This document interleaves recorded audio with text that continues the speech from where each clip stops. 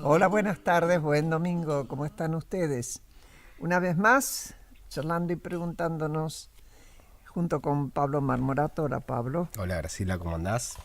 Yo bien, por suerte, ya van 5 años de estar aquí transmitiendo. Exactamente, 5 años. No es día aniversario, pero recién lo comentábamos con uno de nuestros invitados que estuvo ya hace como 2 años atrás.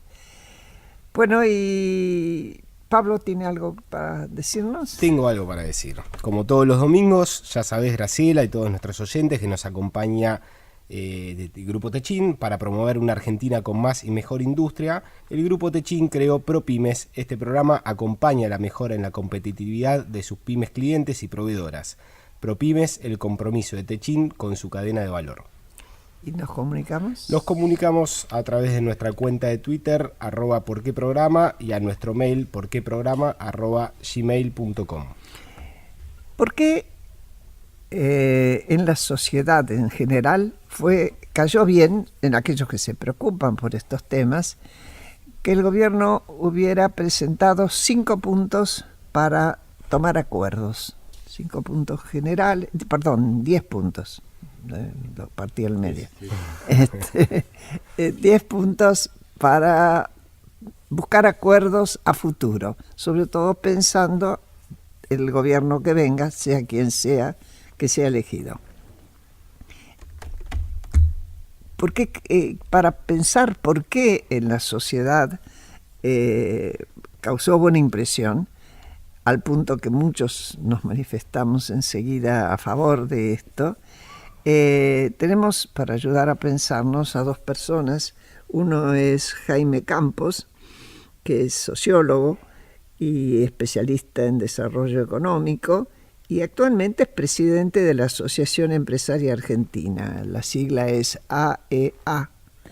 Y además vino Sebastián García de Luca, que es licenciado en Economía y secretario del Ministerio del Interior, que imagino que habrá tenido bastante que ver el ministro Rogelio Frigerio con la redacción de estos puntos y también con la iniciativa, conociéndolo como lo conozco. Bueno, ¿por qué creen ustedes que la sociedad toma bien esta propuesta? Jaime, sí. Muchas gracias, ante todo, Graciela. Muchas gracias por la invitación. Realmente es un gran gusto estar con ustedes hoy. Y además, pongo una línea porque me parece que lo merece. Este programa se caracteriza justamente por pensar la Argentina, por pensar entre todos y juntos de cómo vamos para adelante, y no tanto la coyuntura, la cosa súper de corto plazo. Así que realmente es una felicitación, porque creo que en Argentina necesitamos mucho este tipo de ámbitos. Contestando a la pregunta, efectivamente, yo creo que la sociedad argentina quiere y necesita vitalmente que las distintas fuerzas políticas lleguen a acuerdos básicos. Es decir, yo creo que ese es claramente un consenso general. Por supuesto, yo que represento una entidad empresaria que está conformada por empresarios que dirigen empresas muy importantes de la Argentina, lo puedo decir claramente del lado empresario. Es decir, cuando hay un ambiente de acuerdos, de avanzar en consensos, etcétera, se nota hasta en la economía, hasta en la vida concreta, ¿no es cierto? El consumo un poco se moviliza, etcétera. Cuando pasa lo contrario y estamos en momentos de mucho conflicto, de mucha controversia, etcétera, ahí la gente se retrae hasta en esto. Pero lo más importante, Graciela, es que todos los países que han salido de situaciones difíciles y que han consolidado un crecimiento sustentable en el tiempo son países en los que sus, básicamente, sectores sociales y centralmente, por supuesto, los sectores políticos, acuerdan las líneas básicas para adelante, ¿no? Por supuesto, siempre se habla del caso de la Moncloa, es claramente un ejemplo, pero hay muchos más ejemplos, es decir, que no son por ahí tan conocidos, no tienen esa marca tan fuerte como es el caso de la Moncloa, pero claramente toda la transición chilena es posible después de la dictadura de Pinochet, porque hubo un acuerdo fundamental entre los sectores políticos. Lo mismo pasó en Irlanda, lo mismo ha pasado de nuevo con enormes esfuerzos, ¿no es cierto?, en la posguerra en Europa, ¿no es cierto?, en Alemania, en Francia, ¿no?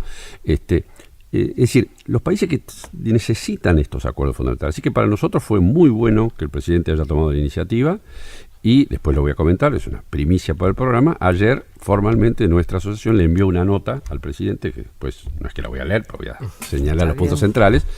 En rigor, no anteayer, el viernes pasado, apoyando este acuerdo y sugiriendo algunos de los temas que a nuestro juicio son más importantes. Muy bien. ¿Cómo se armó este acuerdo? ¿Podés decirnos, contarnos hasta dónde puedas? Vamos. Primero, Graciela, gracias por la invitación, obviamente que es un honor. Gracias, Pablo, también. Está bien, Sebastián, son gracias. estas lindas pausas que, como dice Jaime, la vertiginosidad y la vorágine de la dinámica política argentina a veces no nos permite. Y siempre uno, cuando entra a discutir estos temas, parece que fuera raro, porque siempre cuando uno habla con el periodismo siempre tiende a ser algo buscado de títulos, y el dólar y los títulos y los tironeos. Con lo cual pensar y discutir y en este ambiente de pausa y de racionalidad me parece que hace falta, como también dijo Jaime recién. ¿Cómo se genera esto, Graciela? La verdad que nosotros venimos teniendo diálogo con todos los gobernadores, de los cuales la mayoría es del PJ, 15 de los 24 del PJ, con lo cual a veces se nos tilda de por qué hablamos con el PJ y nos toca hacer eso porque son la mayoría. Ahora, yo no sé quién puede reclamártelo, francamente. Bueno, surgen estas discusiones. Poco sentido común de la política. No, totalmente, pero son discusiones que venimos teniendo con ellos de hace mucho tiempo, con puntos de coincidencia que se dan en los mano a mano, que se dan en muchas charlas donde uno a veces tiende a generar relaciones porque de eso trata la política, como dice a veces mi jefe político Emilio Monzó, que habla de la rosca como un sentido del diálogo, de la confianza, y donde a veces tantos viajes y tantas charlas, tantos cafés o cenas, uno termina charlando al final de lo que va a buscar, porque se genera ese ambiente, se genera esa confianza, y eso nos permite después poder discutir otros temas, y en esas charlas se generan estos puntos de coincidencia, con muchos inclusive de los que uno entiende que hacia afuera no lo pueden decir, pero que lo comparten puertas adentro. Y creo que la sociedad argentina está esperando esto, está esperando este desafío de madurez de su sistema político.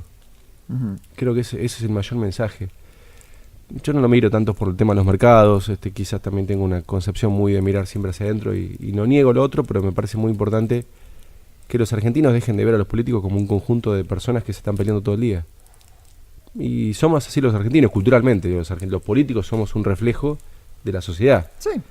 No venimos de Marte ni salimos de un país asiático, venimos de lo que somos y somos ese producto, pero sí también creo que la política argentina ordena también hacia el resto de los argentinos.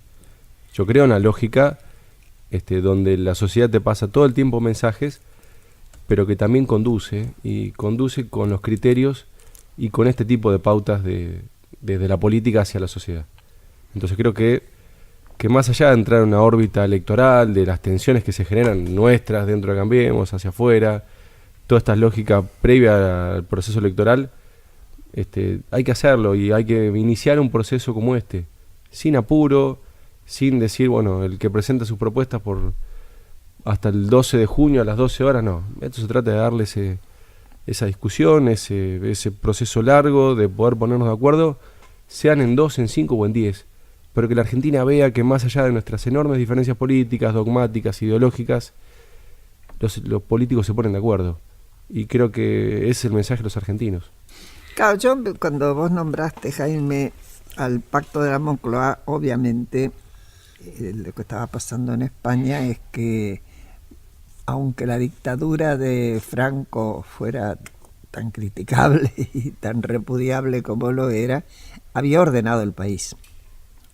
Que venía se encontraba con un país ordenado, con instituciones ordenadas a cachetazos, por las malas, como vos quieras, pero no tenías instituciones debilitadas.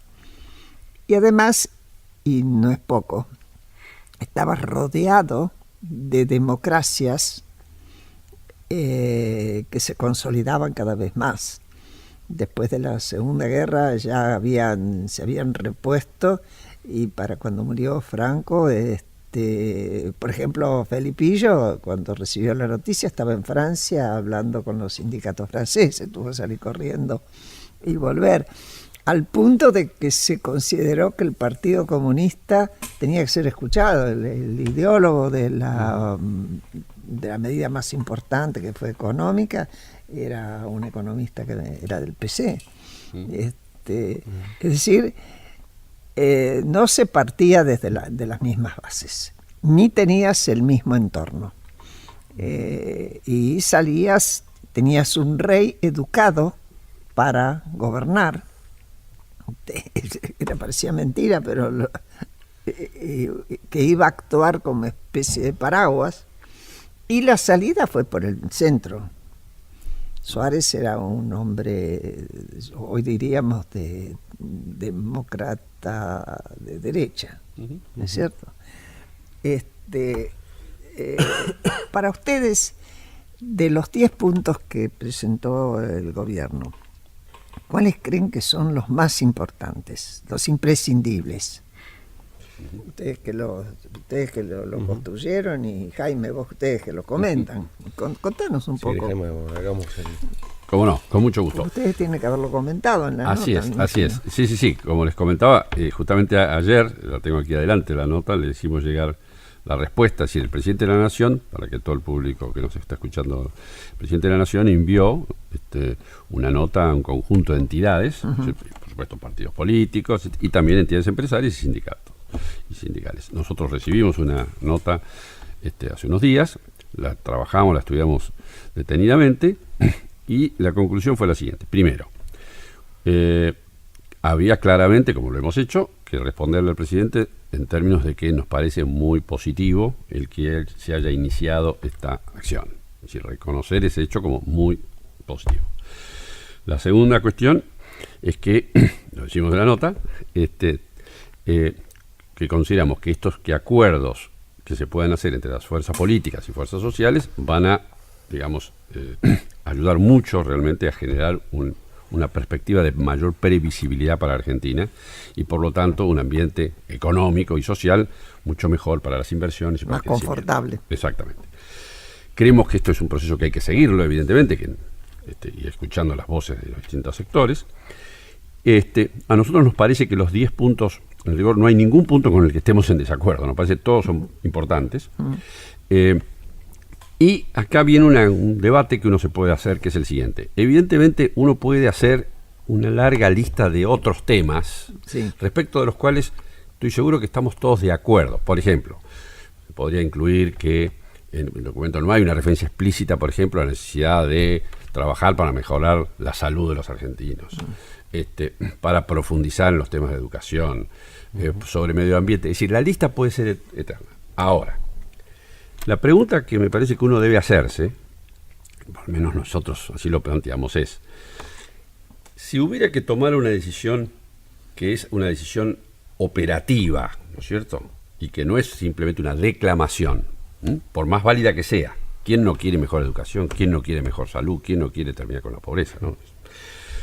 Pero sabemos que esto no es un tema solo de voluntad inmediata. Claro. Absolutamente. Entonces, la pregunta que nos hacemos es, la responsabilidad, me parece, política y de los sectores de la dirigencia económica y social es preguntarse, bueno, en lo relativamente inmediato, no digo unos días, pero en los próximos meses, si hubiera un acuerdo, ¿cuáles deberían ser las columnas los ejes, de este edificio? Exactamente, que sostienen. Los ejes. Y nosotros, la verdad, que lo que hemos hecho tampoco ha sido muy original. Hemos visto cuáles han sido los ejes de los acuerdos de la Moncloa, los acuerdos de la transición chilena, los acuerdos inclusive que hay en Uruguay, etcétera, y llegamos, esa es nuestra visión, a la conclusión de que hay 4 temas fundamentales que tienen que ver, y lo decimos en la nota, que hay claramente que lograr un equilibrio fiscal, ¿no? Y ir gradualmente reduciendo el peso relativo del sector público en la economía. Es decir, el sector público en la economía pasó de 23 más o menos por ciento en el 2002-2003 a 44 ahora, ¿sí? Eso significa que ese Estado hay que financiarlo entre todos los argentinos, ciudadanos, empresas, etcétera. Así es. Es un tamaño excesivo. Nosotros somos partidarios de un Estado moderno, eficiente, que cumpla sus funciones, como pasa en todos los Estados modernos, pero creemos que se ha llegado a un nivel excesivo. Adenauer decía, todas las inversiones que se pueda, todo el Estado que sea necesario. Bueno, esa frase, sí. Exactamente. Perdón. Sí, no, comparto No, 100%. Sí. Y después la repetía el otro, ¿no? El primer ministro, ¿cómo se llamaba? Billy Billy Brandt. Entonces, nos parece que eso, y lo que creo que es muy importante es que le hagamos llegar a la gente con todo lo mejor, la mayor claridad posible. ¿Por qué decir esto es importante? Porque a veces alguien puede decir, bueno, pero esto es un enfoque muy fiscalista, ¿no? Se puede así criticar. Ahora, cuando uno dice, bueno, ¿qué estamos diciendo cuando decimos que es fundamental tener equilibrio fiscal y ir gradualmente reduciendo el peso del sector público y por lo tanto eso permitir gradualmente bajar los impuestos que son muy, muy altos sobre los ciudadanos y sobre las empresas? Cuando uno tiene equilibrio fiscal, pasa inmediatamente cosas para la gente, concreta. La tasa de interés se derrumba. Es decir, cuando uno tiene equilibrio fiscal en el Estado, la tasa de interés, que es este bandito riesgo país que todos escuchamos, que hoy está en torno a los 900 puntos, bueno, para que tengan una idea. Y la tasa 70 o no sé cuánto, lo que es una barbaridad exactamente. para cualquiera. Bueno, en Chile el riesgo país hoy está en 100 y algo. ¿Qué significa esto? Que cuando uno tiene una tasa muy baja, puede hacer lo que el gobierno hizo, y pudo hacerlo hasta más o menos mediados del año pasado, tener créditos hipotecarios para miles de familias. Entonces, ¿cómo le cambia la vida concreta a una persona, un ciudadano argentino? ¿No es cierto? En particular uno piensa más en los jóvenes argentinos, que por ejemplo, que se casan, que empiezan a vivir en conjunto, de parejas, etcétera. ¿Cómo le cambia la vida tener acceso a una vivienda o no tener acceso? Y la realidad es que eso lo da la posibilidad de tener tasas de interés bajas, ¿no es cierto? Y no haber tasas de interés bajas y por lo tanto acceso a la vivienda para tener algo muy concreto que a la gente lo puede percibir si no tenemos una baja fundamental en este tema del riesgo país, y eso va aparejado a un equilibrio fiscal. Es así, no hay vuelta allí. Y por otro lado, por supuesto, para las empresas lo mismo. Sí, sobre todo en particular para las pymes, estas tasas de interés son muy altas, y la respuesta verdadera, de fondo, es atacar ese tema, ¿no es cierto? Entonces, por eso que nosotros, no para nada estamos diciendo que los otros temas no sean importantes, pero nos parece que lo urgente, en el corto plazo, es poner una línea muy clara en este tema fiscal, presión impositiva, ¿no es cierto? E ir bajando gradualmente, porque somos conscientes que no se puede bajar los impuestos de golpe, porque si no desfinanciamos al Estado, pero gradualmente a ir bajando sobre todo lo que se llaman los impuestos distorsivos, para dar más vitalidad económica. Yo escuché críticas inmediatas desde lo político, muy elementales, que son de las que vos decías. No habla de los pobres, no habla de educación. Macri habló de los pobres diciendo pobreza cero apenas asumió. Ahora no consiguió hacerlo, precisamente porque no se lograba estabilizar, y después se desestabilizó de todo el tema del déficit fiscal. Claro. Es elemental. Es decir, para que uno pueda apuntar con posibilidades de éxito a pobreza cero, primero tenés que acomodar la economía, la macro y la micro. No es chiste. Sí. Y en eso, Graciela, que digo, continuando con tu análisis, sí, Sebastián, creo que desde primero está lo conceptual. Yo insisto con el mensaje de buscar un grado de madurez política, empresarial, sindical, de la iglesia, de todos los que somos parte de la sociedad, para que todo el resto derrame como una causalidad. Si nos seguimos peleando, no va a haber forma de ponerse de acuerdo en cuestiones que están en la Constitución, como la independencia del Banco Central, o en cuestiones tan elementales como el equilibrio fiscal. Si no hay una madurez del sistema político, no se derrama nada después.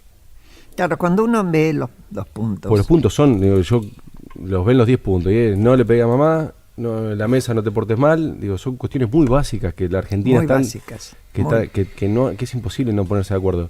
¿Qué hace falta agregar, o en todo caso corregir eso para que, y comparto con Jaime que hace falta darle una tangibilidad a todo esto, una medir, la educación, ¿qué significa mejorar la educación? Para que tampoco sea un conjunto de buenos deseos donde termine siendo una cuestión abstracta. No, son consignas. Consignas importantes, como el equilibrio fiscal, es una cuestión concreta. Y eso marca todo el resto después del desarrollo económico. Pero insisto, me parece central mostrar madurez. Después, los puntos se van a ir discutiendo. Son 10 puntos que iniciamos nosotros como parte de lo que eran las conversaciones que veníamos teniendo, como parte de lo que nos parece racional dejar plantado como un eje de gobierno, sea cual sea el color político siguiente. Entonces después vendrán discusiones como lo que dice también Jaime, de salud, de educación, de lo que pueda plantear la iglesia, lo que puedan plantear los otros espacios políticos, pero insisto, quiero creer que más allá, insisto, de las cuestiones del marco electoral, siempre la Argentina está en un marco electoral. A veces cuando dicen por ahí elección, y lamentablemente cada estamos 2 siempre. años. O pasó la elección o viene otra en inminente, o sea que no hay un momento de paz en la Argentina que permita aislarte de un proceso electoral. Así que yo espero y como parte, yo nací en los 80 y siento que la democracia para mí es un dato, no es una discusión, y siento que la Argentina merece ese vínculo entre partidos políticos y entre los que pensamos hasta desde lo opuesto en términos ideológicos y partidarios. Pero yo me siento con gente del PJ o del radicalismo o del que fuera, y creo que toda esa cosa que hay en Argentina, que no viene esa guerra civil, más allá de una transición como la que dijiste, nos merece dar otro salto de calidad en la política argentina. Me siento a veces con mi amor a la política, que cuando voy a un lugar y me dicen, bueno, pero vos sos político. Y sí, amo la política y me encanta que desde adentro podamos dar esta discusión. Ojalá que todo el resto de la política argentina esté a la altura de las circunstancias de lo que pide la sociedad. Sebastián, cuando se anunció, cuando se filtró el documento hace 2 o 3 semanas, lo hizo con gran notoriedad, apareciendo en todos los medios. ¿Se filtró o Sí, se mandó? Sí, porque nos llevó a una semana de arreglar las formas. Exacto. Ahora pasó, digamos, a un segundo plano, de por ahí favorece incluso para el avance del acuerdo, que salga del tapete. ¿Cuáles son las últimas novedades, las últimas reuniones o la agenda de la semana que viene? Y con respecto a estas aportes que había hecho el doctor Labaña y Massa, ¿cómo está esa instancia de negociación? Sí, en el caso de Labaña, Massa, seguimos dialogando, se siguen buscando algunos aportes, quizás con no tanta notoriedad mediática, porque además siempre pasa algo en Argentina para que tape también ese tema y todo va pasando a un segundo lugar.